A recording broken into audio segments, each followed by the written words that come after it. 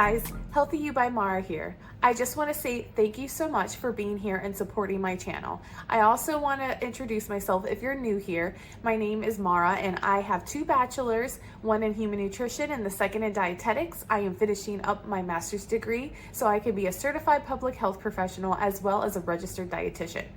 So today's topic, we're going to be talking about whether or not high fructose corn syrup is directly linked to the obesity epidemic in America. And of course, if you love research just as much as I do, go ahead and like that like button so that way I could show up a little bit more on your algorithm and your For You page. You can also follow me on my TikTok and my Instagram at healthyyoubymaura. So the first thing I want to look at is the article by 2004 by Bray and his colleagues that started the whole controversy. This article claimed that the high fructose corn syrup consumption was rising at the same exact time that the obesity trend was rising here in America, making it a valid argument that high fructose corn syrup could be a cause to the obesity epidemic here in America. The research made fancy claims about the metabolic process between glucose and high fructose corn syrup, when the research should have actually been done in comparison to sucrose, which is table sugar, and high fructose corn syrup. It should also be pointed out that the claims were also pulled from research done on in vitro and rodent studies, which should be reviewed consciously because they are just the starting point of gathering factual data for humans. White and his colleagues didn't like what came out, so later that year he provided commentary and refuted what Bray's had to say. This is when things started to actually make sense. White tells us that sucrose and high fructose corn syrup are essentially identically the same. As you can see here, the only difference is the oxygen bond in the sucrose. The body will metabolically break it down, but at the end of the day, they're both going to be processed the same way. Later, in 2012 and 2014, Lamdez and his colleagues did random control trials in different scenarios with participants consuming sucrose versus high fructose corn syrup.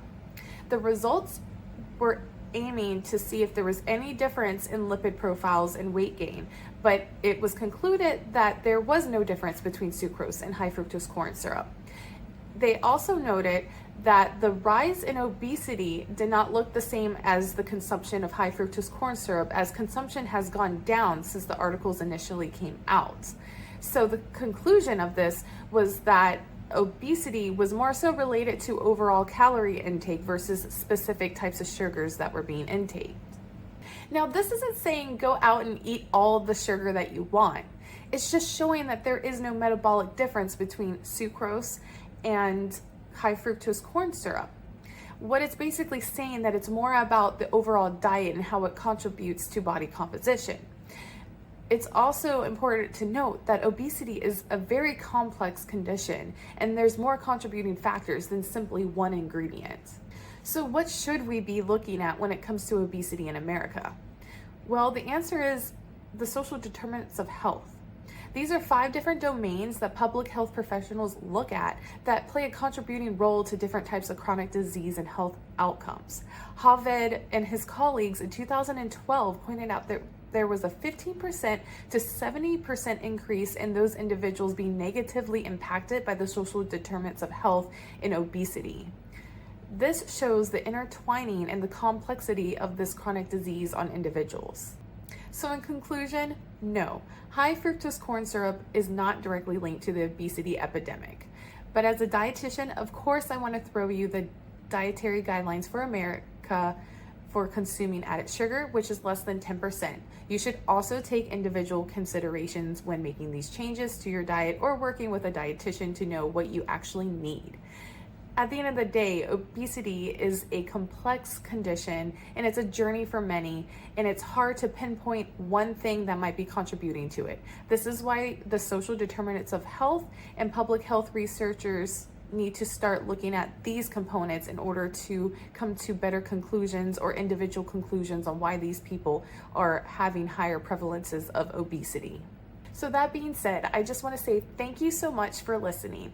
And if you want to see more about research, go ahead and like this video so that way I could show up a little bit more on your page. Once again, thank you so much, and I hope to see you again.